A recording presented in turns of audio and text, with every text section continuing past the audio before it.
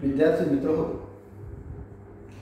आज आपण भारताची संविधान प्रक्रिया आणि संविधानाचे वैशिष्ट्ये या संदर्भात चर्चा करणार आहोत। सर्वप्रथम संविधान म्हणजे काय, संविधान निर्मितीची प्रक्रिया समजून घेण्यापूर्वी संविधान म्हणजे नेमकं काय आहे हे समजून घेणं अगोदर गरजेचं आहे। जेव्हा प्रत्येक देश स्वतंत्र सार्वभौम पारतंत्र्याच्या झोपडीतून मुक्त होऊ लागलेले होते, अशा देशांना स्वतःच्या देशाचा राज्यकारभार स्वतः हाकता यावा यासाठी जी लिखित संहिता राज्यकारभार किंवा राज्यकारभाराचं सकट हाकण्याची जी लिखित संहिता असते त्याला संविधान असं म्हटले गेलेलं आहे। तसं जर बघितले तर ग्रीक नगर राज्यामध्ये अरिस्टॉटलने देखील संविधान निर्मितीची प्रक्रिया त्या ठिकाणी स्पष्ट केलेली आहे। राज्याचा राज्यकारभार करण्यासाठी संविधान हे अत्यंत महत्त्वाचं आहे। संविधानानुसार राज्याची संपूर्ण राजकीय शासकीय यंत्रणा त्या ठिकाणी काम करत असते। मग या ठिकाणी प्रत्येक देशाचं संविधान हे त्या काळातही वेगवेगळे होते, आजही देखील संविधान प्रक्रिया ही वेगवेगळी आहे। 1947 पर्यंत भारताला संविधानाची गरज वाटली नाही। त्या पाठीमागची पार्श्वभूमी बघितली तर दीर्घकाळापर्यंत भारत हा देश इंग्रजांच्या परकीय धोरणाखाली जवळपास 150 वर्ष पारतंत्र्यामध्ये पडलेला होता। पण जेव्हा पारतंत्र्यामध्ये असताना भारताचं आर्थिक, सांस्कृतिक, सामाजिक इत्यादी पातळ्यावरती अमानुष प्रकारची पिछेहाट झालेली आपण बघितली। भारताची अर्थव्यवस्था, राजकीय व्यवस्था सर्व प्रक्रिया कोलमडलेल्या होत्या आणि भारताचे सर्व निर्णय इंग्लंड हे आपल्या बाजूने त्या ठिकाणी घेत होते। इथली शासकीय यंत्रणा, राजकीय यंत्रणा सर्वस्वी इंग्रजांच्या हातामध्ये गेली होती। सर्वप्रथम 1764च्या बक्सरची लढाईपासून तर 1818 पर्यंत म्हणजे मराठ्यांच्या पाडावापर्यंत इंग्रजांनी हळूहळू भारताचा भाग हा जिंकत गेले आणि आपल्या हातामध्ये ठेवला। एकेकाळी इंग्रजांसंदर्भात म्हणतात, तराजू घेऊन आले, हातामध्ये तलवार घेतली आणि तलवारीच्या जोरावरती व्यापार करण्याचं सोडून दिले आणि राज्यकारभार करायला सुरुवात केली।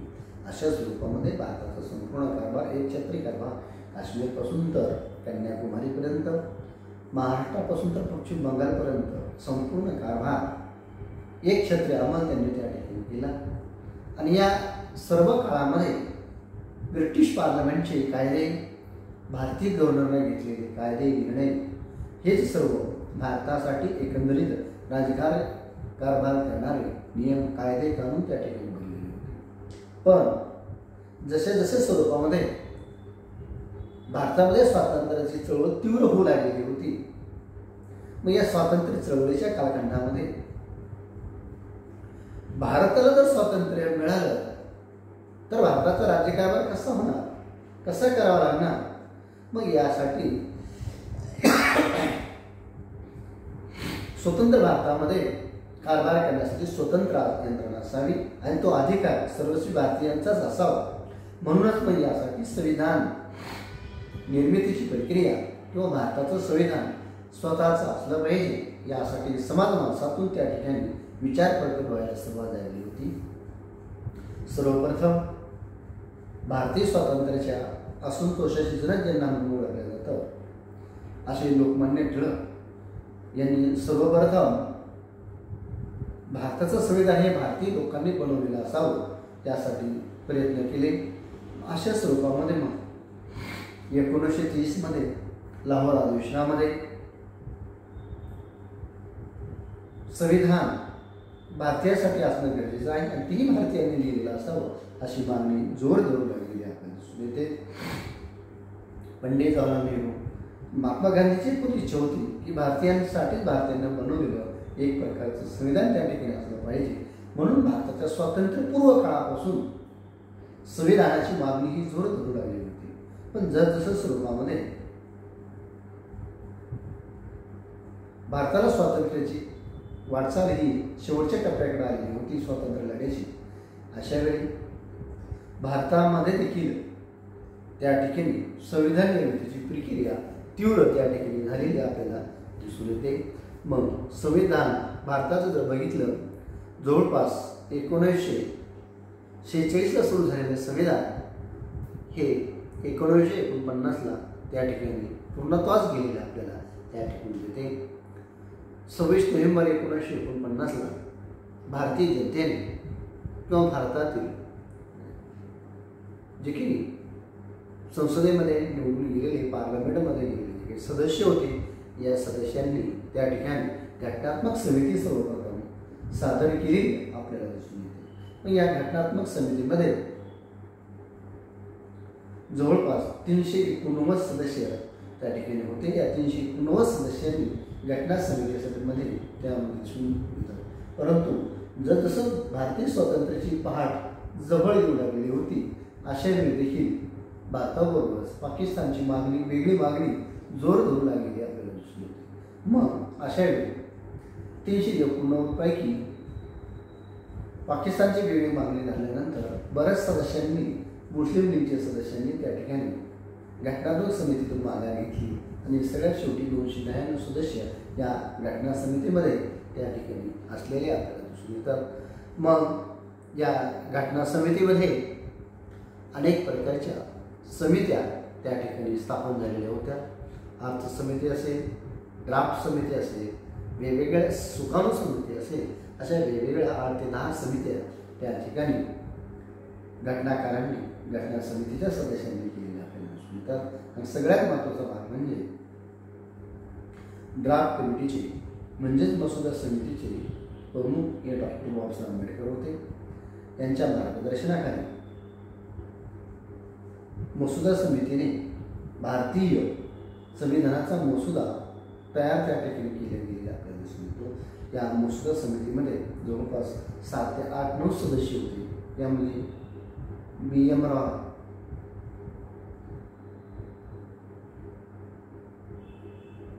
असे राम गोपालाचारी, असे जवळपास सादुल्ला खान, असे 6-7 सदस्य त्या ठिकाणी होते. आणि या समितीचे चेअरमन डॉक्टर बाबासाहेब आंबेडकर होते. साहजिकच डॉक्टर बाबासाहेब आंबेडकर यांचं सखोल वाचन, तत्वज्ञान, संशोधन याचा प्रभाव आणि परिणाम भारताच्या संविधानावर पडलेला आहे. आणि तत्कालीन डॉक्टर बाबासाहेब आंबेडकर यांना हुशार, चाणाक्ष, भारताची सखोल माहिती असलेल्या, भारतातील संपूर्ण जाती धर्माचा अभ्यास असलेला एकमेव व्यक्तिमत्व होतं. आणि या व्यक्तिमत्वाची मदत भारताच्या घटनाकारांना झाली आणि यांच्याच मार्गदर्शनाखाली मसुदा हा तयार करण्यात आलेला आपल्याला दिसून येतो. मग अशा प्रकारे डॉक्टर बाबासाहेब आंबेडकर यांच्या सखोल तत्वज्ञानामुळं, जाती धर्माच्या सखोल अभ्यासामुळं आणि व्यासंगामुळं त्यांच्या एकंदरीत ते भारतीय राज्यघटनेचे शिल्पकार म्हणून त्या ठिकाणी ओळखले गेलेले आहे. अशा स्वरूपामध्ये जवळपास 2 वर्ष 11 महिने 18 दिवस प्रदीर्घ काळ या ठिकाणी संविधान निर्मितीचं काम त्या ठिकाणी चालू होतं. जवळपास संविधान समितीमध्ये 11 अधिवेशने त्या ठिकाणी पार पडलेली आपल्याला दिसून येतात. पहिलं अधिवेशन जे होतं ते सर्वप्रथम 1946ला त्या ठिकाणी निर्माण झालेलं आपल्याला दिसून येतं. आणि संविधान निर्मिती झाल्यानंतर 1948ला संविधानाचा मसुदा प्रकाशित करण्यात आलेला होता. भारतीय जनतेला आपले मत नोंदवण्यासाठी आणि तक्रार करण्यासाठी यावर संशोधन हरकत घेण्यासाठी 8 महिन्याचा कालावधी निर्धारित केलेला होता. जवळपास या मसुदा समितीला 8 महिन्याचा कालावधी हा संशोधनासाठी लागलेला आपल्याला दिसून येतो. जवळपास 635 संशोधन त्या ठिकाणी प्राप्त झालेले होते. पण पूर्णच्या पूर्ण संशोधनावरती डबल फरमध्ये घेणं, अभ्यास करणं अवघड होतं. परंतु त्यापैकी अत्यंत महत्त्वाचे जे काही मसोदा संबंधीचे फेरबदल होते, जवळपास 2473 संशोधनावर वास्तविक चर्चा घडून सनी त्यामध्ये अनेक संशोधन आणि बदल त्या ठिकाणी करण्यात आले होतात. अशा स्वरूपामध्ये संविधान सभेची पहिली बैठक 9 सप्टेंबर 1946ला झालेली आहे. तर शेवटची सभेची बैठक 24 जानेवारी 1949ला झालेली होती आणि 26 नोव्हेंबर 1949ला संविधान हे पूर्णत्वास आलेलं आपल्याला दिसून येतं.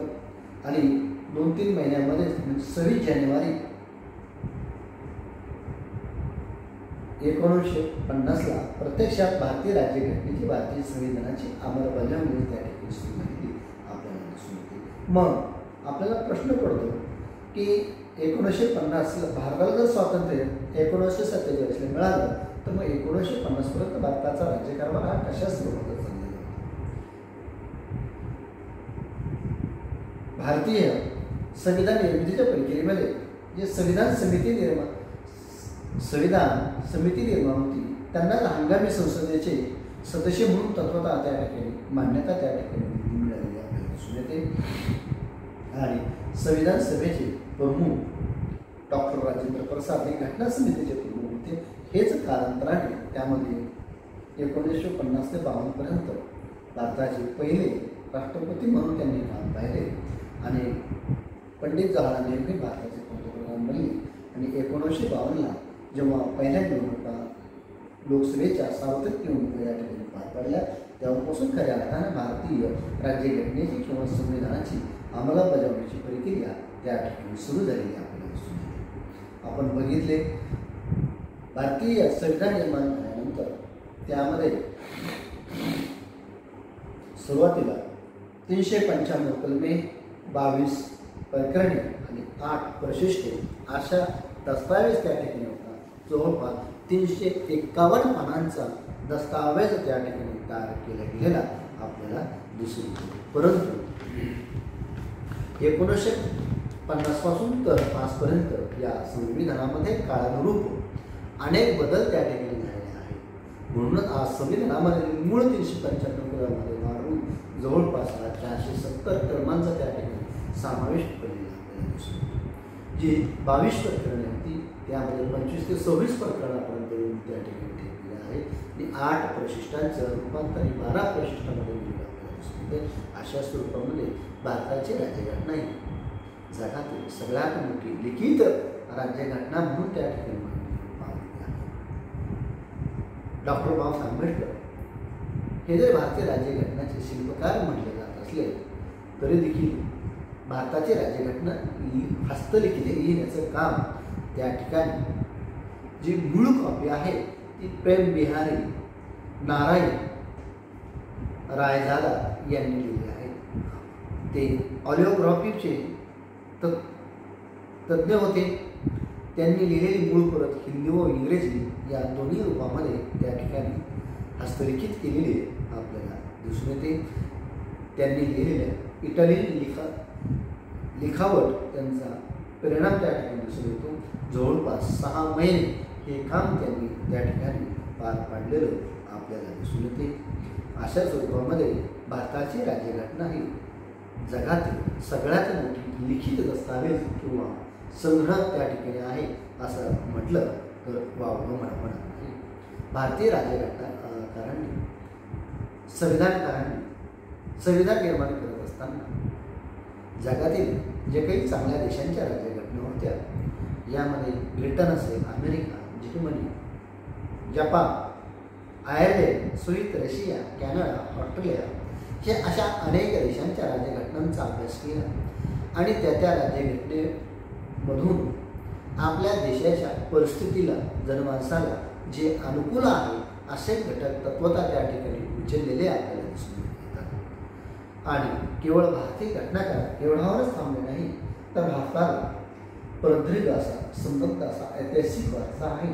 ऐतिहासिक वारसाचा परिणाम परंपरा, रूढी, भारतीय जनमानस, तिथली जातीव्यवस्था, धर्मव्यवस्था या सगळ्या गोष्टींचं प्रतिबिंब भारताच्या राज्यघटनेमध्ये उमटलेलं आपल्याला बघायला मिळतं. म्हणूनच भारताची राज्यघटना ही केवळ उपन्यास किंवा कादंबरीसारखी लिहिलेली नाही. त्या ठिकाणी अनेक संशोधनं झाली, अनेक वादविवाद चर्चा त्या ठिकाणी झाली, अनेक अधिवेशनं अहोरात्र त्या ठिकाणी पार पडली. अशा स्वरूपामध्ये चर्चा, वादविवाद करत भारतीय राज्यघटना एक सगळ्यात मोठा लिखित असा दस्तऐवज त्या ठिकाणी तयार झालेला आहे. आणि या तयार झालेल्या राज्यघटनेमध्ये जवळपास 284 सदस्यांच्या सह्या त्या ठिकाणी आपल्याला दिसून येतात. म्हणजे अशा स्वरूपामध्ये संविधान लिहिण्याची जबाबदारी ही एका व्यक्तीवर नसून अनेक व्यक्तीवर दिली होती. परंतु मसुदा समितीचे प्रमुख डॉक्टर बाबासाहेब आंबेडकर असल्यामुळं आणि बाकीच्या सदस्यांनी जरी काम हातात घेत असले, परंतु हळूहळू त्यांचा उत्साह किंवा काम करण्याची पद्धत कमी होत गेली.